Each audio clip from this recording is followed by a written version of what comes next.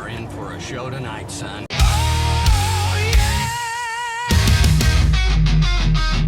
Oh, hell yeah!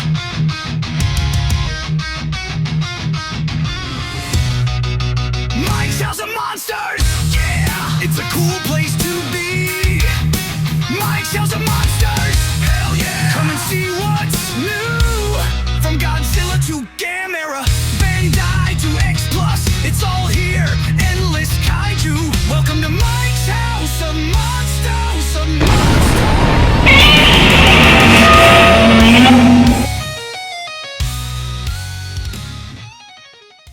What's up, everybody? Welcome to Mike's House of Monsters, the best kaiju show on the internet and the worst place to be for shelf space. I am Mr. Kaiju Collection himself, Mike Ross, bringing you yet another fantastic episode of what's new in the collection and a new interview. Yes, we have a new interview. And you know what? I'm thinking about it now. Soon, I'll be popular enough to start interviewing celebrities. You're funny. Anyways, today our special guest is Mr. Adam Ast, who happens to work at the Palace Theater in Syracuse, New York. We're going to be talking a bit about the Godzilla Film Fest that's going to be happening in a few weeks. Tickets are on sale now and selling fast, so make sure that you secure them. Alright, so, what's new in the collection, you may ask? What did I acquire this time? Well, let's find out.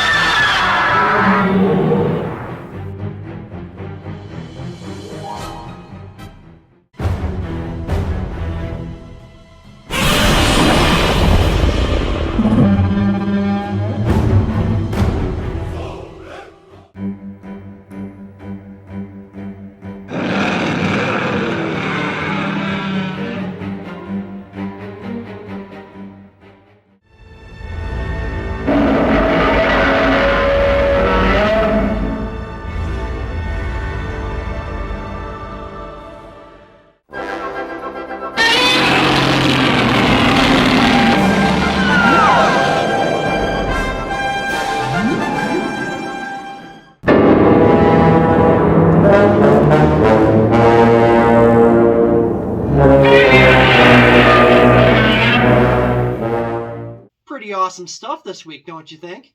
But speaking of popcorn, that popcorn bucket was awesome. Speaking of popcorn, our interview is next with Mr. Adam Ast, and we're going to be talking about the upcoming Godzilla Film Fest in Syracuse, New York on April 11th.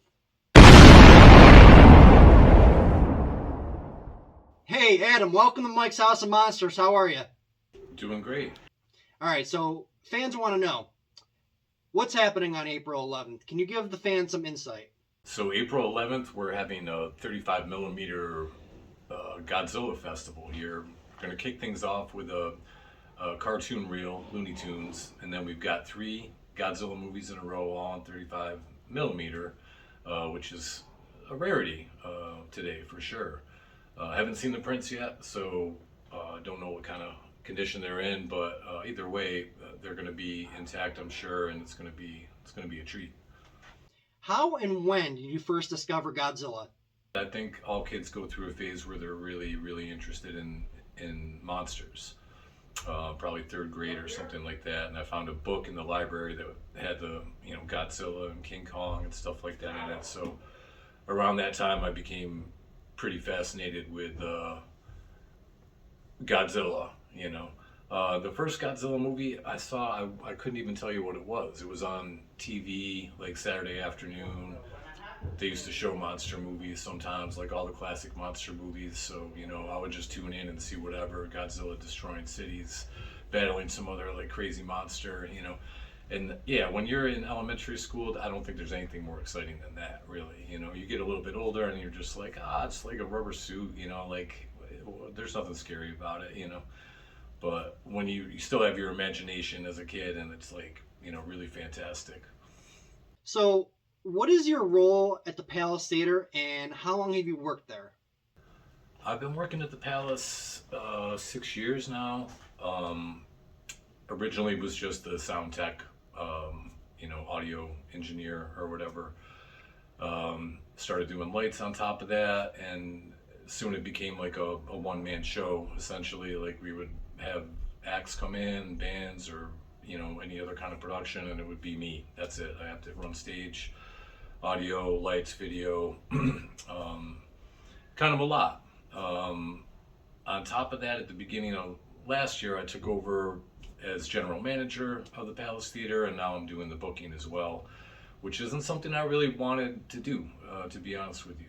Like I was really content with my audio and video world, and still am. Like the day-to-day operations. A lot of it is just a pain in the butt. I spend a lot of time running in circles, I feel like, and not getting a whole lot accomplished. And then the gig happens, and it's like, this is fun. But that's the price you pay to, basically be able to have a movie theater to do what you want with it. You know what I mean? You have to work. You got to work your butt off. What is the biggest challenge putting events like this together? So, great question, really, because I feel like a lot of people don't know the difference between 35 millimeter screening versus any other digital presentation, literally. A lot of movies that we do that are local here, local film premieres, they're coming in with a hard drive basically, and boom, hook it up, turn on the video projector, and that's all there is to it. There are no licensing fees. You don't have to rent the movie from somebody. You don't have to have it shipped here. 35 millimeter, you have to consider all of those things. First, you have to find a copy of the movie, which could be hard in this day and age. And whoever you find it from, you're going to have to rent it. $300 maybe on the cheap end. That's not bad. Then they have to ship it to you, and these are really, really heavy canisters. You might have 6 reels for your average movie, 5 to 6 reels, 2 heavy canisters. It's going to be about $100 to ship it to you. And then when you're done with it, you got to ship it back. So $200 cost there just for getting the movie to and from. Then the studio that owns the movie, they're going to want you to pay a licensing fee for that, and that depends on what the title is. It could be $100, it could be $500, and on top of that, they also want 50% of the box office receipts. So however many tickets you sell for this thing, they want half of that, and what you're left with is half of ticket sales at the end, and whatever you can make on concession, essentially, after you pay the overhead for rental and shipping, and the cost of maintaining these huge projectors that are, they're incredible machines and incredibly well maintained. But there's a lot of working parts here, and a lot of things that can go wrong. And when they do go wrong, there's one guy basically, Matt Heidi, that can come and fix these. So he charges a lot of money, And then think of the electricity to keep these things running, and then they have to pay me to be up here to switch from reel to reel, back and forth. That's a skilled technician job. Nobody around here can do that, So all those things, all those factors go into a 35 millimeter presentation, which is why at the end of the day, we need to charge more money for these things. Like we could charge $10 for any digital movie we're showing. That's a great deal. But when you think of the overhead for 35 millimeter, if you're charging $25 for a ticket for one movie, that's a deal. It's a bargain, And it's a dying art. It's just something that doesn't really happen anymore. I don't know that there are any other venues in Syracuse that have working 35 millimeter projectors. And if it's something that's important, which it should at least be interesting to you, that this is the way that things used to be done. And there was an art to the presentation as well as to the filmmaking itself, And if it's not important, then it's not. But, there is a much higher cost that's involved with 35 millimeter for sure. All right, in your opinion, what makes watching films on 35 millimeter so special compared to digital? I love that question because there is a difference, just like any other format that's out there, right? You can listen to your favorite album on Spotify, and then you can put the vinyl on, and then you can put the CD on or the cassette, and you're having a different experience every single time. But because of the format itself, and some people will prefer one to the other. You got vinyl purists out there, they're like, that's the best way to hear it. It's like, nah, it sounds great to me on CD, whatever, Film is kind of the same way. If you have a favorite film that was shot on 35 millimeter. I have many. You know, I grew up in the 80s, so that was like prime time for movies for sure. And some of those movies I only saw on video. You know, growing up as a kid, just saw the VHS over and over again. And then I would come to, Jeff Meyer putting on a 35 presentation of E.T. or Back to the Future or something like that. And it's like you're seeing the movie for the first time.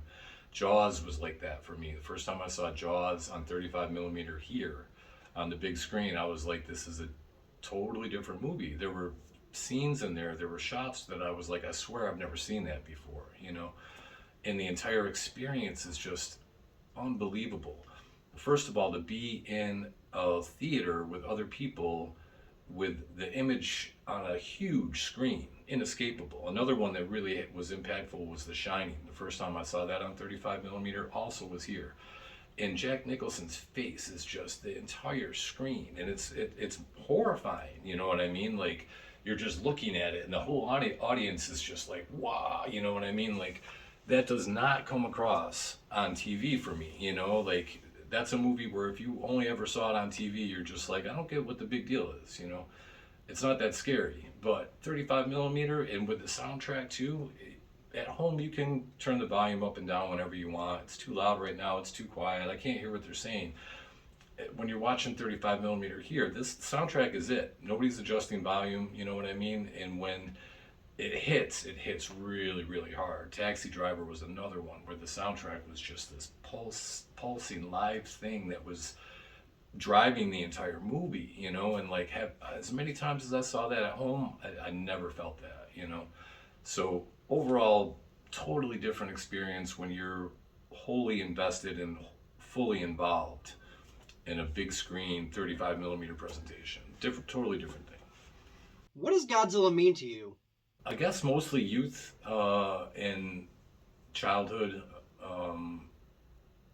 imagination that could believe in something like that, you know, and like be in awe of it at least, you know. I think as a child in particular, you have a love for the monsters, you know. Even though they're causing lots of harm and destruction or whatever, it's just like that's the thing you love. You know, you're going to the movie to see Godzilla, you know, he's the hero, really, he's the star. Everybody else is just like whatever, you know what I mean? Like, you're hoping to see buildings destroyed, you're hoping to see some other monster get destroyed, you know. And then I know later on there was times when he wasn't necessarily bad, and sometimes he was a good guy in certain portrayals or whatever, but like, yeah, I guess just that belief, you know, in things that are bigger than we are, forces that we don't have any control over. And like in a lot of Godzilla movies, they kind of want to pretend like they do have control over it, or they can, or they've got a plan or something like that, and then nature or Godzilla just comes in and is just like, yeah, no, you're done, you know. It's good to be humbled like that, you know. Godzilla is very, very humbling. What is your take on the modern Godzilla films of the last decade compared to the films that have come out the last 70 years? So the new Godzilla films, obviously, like, production value is so much higher. The entire thing is taken more seriously in a way. And by now, it seems to be understood that Godzilla is a lasting franchise, you know. There might be dips and lulls, like a, you know, James Bond franchise, any franchise, you know, but over time, it's just like you can pretty much rely. I mean, like, they could make a turd of a movie like they did in 97 or whatever with Matthew Broderick, and still that thing made money, you know, like Godzilla, people want to see it, you know, like if it's a different take on the monster, they want to see it, you know, like it's just a curiosity, you know. Do you happen to own any vintage Godzilla items, like toys or posters? I do not. Why do you think Godzilla is still relevant to this day, especially after 70 years? I think just the curiosity of it, you know. I think there's a desire for humans to want to believe in things that we logically know can't exist. I mean, obviously there is, you know what I mean? Like in this day and age, there's like, entire shows dedicated to Bigfoot and, Loch Ness Monster or something like that, and you've got all the skeptics that are always saying the same things. It's just like in this day and age, you still don't have a good, clear picture of Bigfoot. Like he doesn't exist. What are you guys doing, or we want to believe in like Megalodon or something like that, like way deep in the ocean. There's some monsters that like they could, if they came to the surface, they could kill all of us. I want to believe in stuff like that. Aliens, UFOs, same kind of thing. It's just like there are greater, larger things than us out there, and they could do a lot of damage. And I think it's important for us to see like our fears played out on the screen too. And obviously the beginning of Godzilla was that essentially like fear of what might happen from fallout from radiation, and it could do something like that. Could it do something like that? Create some huge monster that, in a way it did create a huge monster, just not a real, dinosaur monster. But yeah, anytime we're experiencing that, like we're allowing our fears to play out, and we're seeing that they can have a resolution, so we're not so fearful of them anymore. And again, I don't think people are lying awake at night worrying about that specific thing. They're like, my God, like what if this monstrous dinosaur thing, lizard, just like decided it was going to destroy Syracuse? Like that could happen, like I don't think that's the real fear for any of the Godzilla movies, but the monster could be whatever it needs to be for that specific political time and era, and we certainly have a lot of monsters right now, huge monsters that we don't know how to deal with, and so yeah, we turn to the movies and we turn to Godzilla, for at least like a kind of solution. It's like if they can figure out how to destroy that monstrous thing, like we got to be able to figure this out. Why are events like 35 millimeter Film Fest still important today? Well, I think people, I think they miss out. It's real easy for us to just stay home nowadays, and we have these amazing devices that we can just do whatever we want all the time, and it's great to have that kind of control. And if you've ever been to a movie screening somewhere where like things didn't really go well, there was disruptive kids, or somebody making a mess next to you the whole time, people behind you that won't shut up, talking through the whole movie, then you're like, why do I do this? Like I just paid $25 for this, you know what I mean? Like, and I could watch it at home for cheaper, and I wouldn't have to deal with all this, nonsense or whatever. And that's the downside of it, like I've had that experience too, where I'm just like, I'm never going to a carousel again to see a movie, screw this, but when it's good, it's unbelievable, like I mentioned before, movies that you might have seen a lot or cherished. We did Die Hard recently. I'd never had seen that on 35 millimeters since it came out in the late 80s, and it was like a memory, like as many times as I've seen the movie since then, it took me right back to Great Northern Mall, being in high school, sitting there with my friends. This is the greatest movie we've ever seen, It brought that whole feeling back to me, and I think format can do that, like it holds memories for you, coming here and experiencing that with an audience, and feeling their reactions and having the shared experience that we don't really have that much anymore, even if you don't talk to these people, even if you don't commune with them at all afterwards, like, oh, hey, I loved it, what'd you think, you still have that feeling, it's a little bit indescribable, but sharing something powerful and emotional with strangers, and then you all go your separate ways, it's a beautiful thing. All right, so last question.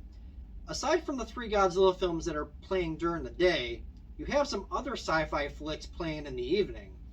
You got Jason and the Argonauts, Project Moonbase, and the original The Day the Earth Stood Still.